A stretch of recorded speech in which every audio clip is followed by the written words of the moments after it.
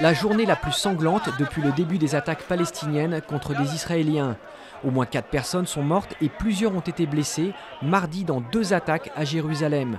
L'une a eu lieu avec une arme à feu dans un bus, la première attaque du genre depuis début octobre, et la seconde à la voiture bélier et au couteau.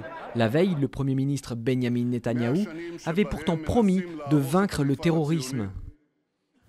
Un missile russe est bien à l'origine du crash du vol MH17 dans l'est de l'Ukraine. La presse néerlandaise a révélé, avant leur publication officielle, les conclusions de l'enquête internationale sur cette tragédie qui a fait 298 morts en juillet 2014. Selon les enquêteurs, le missile sol-air qui a abattu l'avion de la Malaysia Airlines a été tiré d'une zone tenue par les séparatistes pro-russes, ce que Moscou a toujours démenti, mettant en cause l'armée ukrainienne.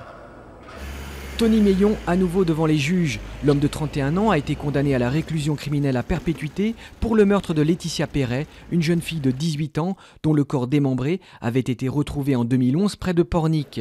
Mais il a fait appel en raison d'une mesure prise en première instance qui permet son placement dans un centre médico-judiciaire.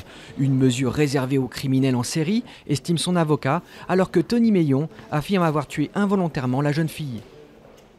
Une affaire d'extorsion de fonds dans le milieu du foot.